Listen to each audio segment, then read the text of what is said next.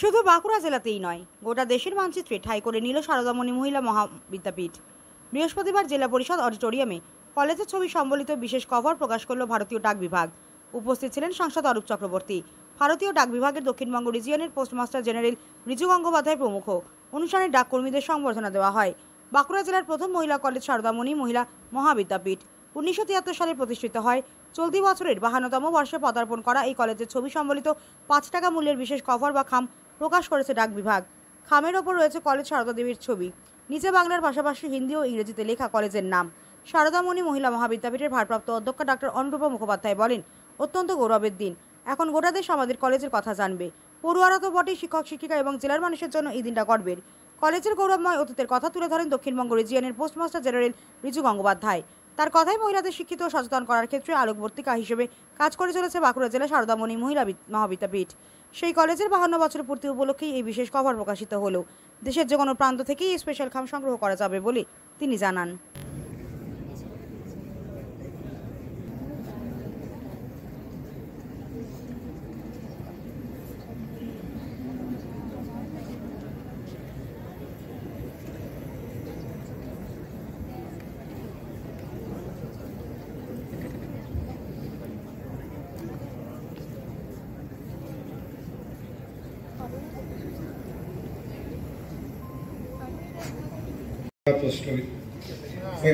Honorable MP sir, Honorable Chakraborty sir.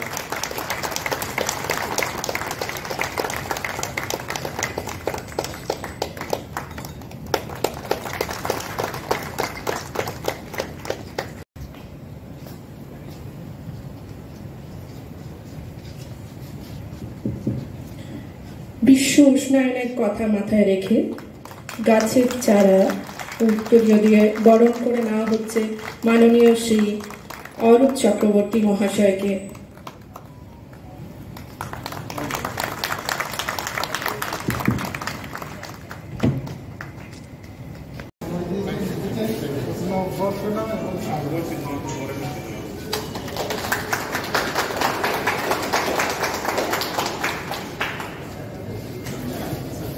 অতিথিদের অনুরোধ জানাই মঞ্চের সামনে স্থিত প্রদীপ প্রজ্বলন করার জন্য।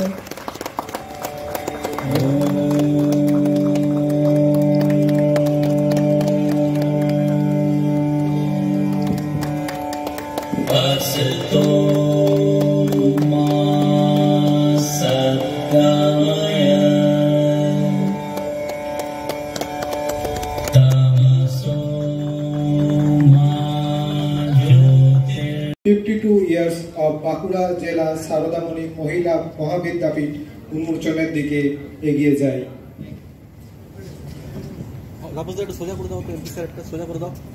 যাবার আগে এই বিশেষ খাম বা স্পেশাল কভার কি এই ব্যাপারে আপনাদের একটু ধারণা দেওয়ার চেষ্টা করছি। যদিও এখানে দর্শক আসনে আসীন অধিকাংশই ভারতীয় ডাক বিভাগ পরিবারের সদস্য। ঠিক আছে স্যার। বাঁকুড়া জেলার সারদামণি মহিলা মহাবিদ্যাপীঠ হল বাঁকুড়ার প্রাচীনতম কলেজগুলির মধ্যে অন্যতম, যা বর্তমানে শুধু বাঁকুড়ায় নয়, আশেপাশের অনেক জেলা থেকেও বহু ছাত্রীরা তাদের ভবিষ্যৎ তৈরি করার জন্য বেছে নিয়েছে।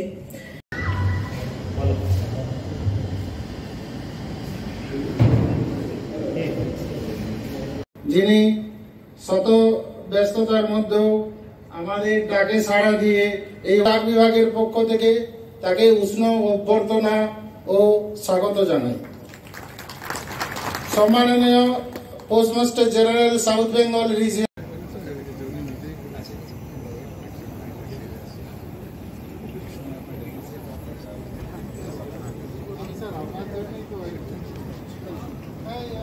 আমি মনে করি সারদামণি কলেজের পক্ষ থেকে আমি ভারপ্রাপ্ত অধ্যক্ষ এবং আমার সমগ্র ফ্যামিলি, যারা আমার অধ্যাপক অধ্যাপিকা শিক্ষাকর্মী বন্ধু থেকে শুরু করে ছাত্রীরা, সকলের কাছে একটা ঐতিহাসিক মুহূর্ত।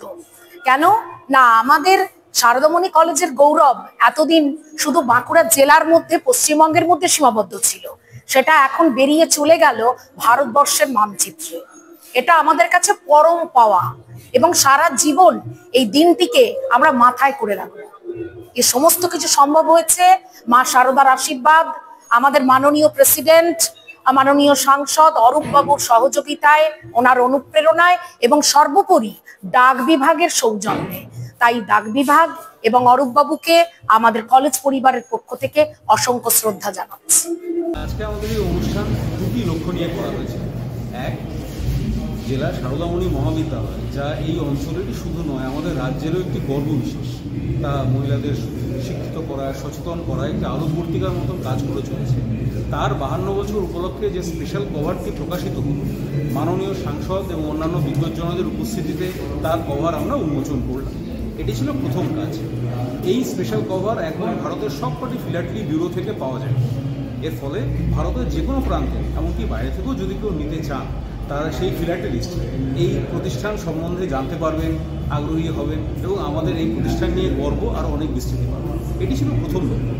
দ্বিতীয় লক্ষ্য হচ্ছে আমাদের গ্রামাঞ্চলে যে সমস্ত কর্মীরা, গ্রামে এবং শহরে আমাদের যে ডাক কর্মীরা এবং ডাক সেবকেরা, যারা এই ডাক সেবা, জনসেবা কথাটিকে বাস্তবায়িত করার চেষ্টা করে চলেছেন, মানুষকে ক্ষুদ্র সঞ্চয়ের প্রতি আকৃষ্ট করার আপ্রাণ চেষ্টা করে চলেছেন, যাতে তারা চিটফান্ড বা অন্যান্য প্রতারণা চক্রের দ্বারা প্রতারিত না হয়, সেই কর্মীদেরকে আজকে আমরা একটু উৎসাহিত করব, একটু স্বীকৃতি দেব।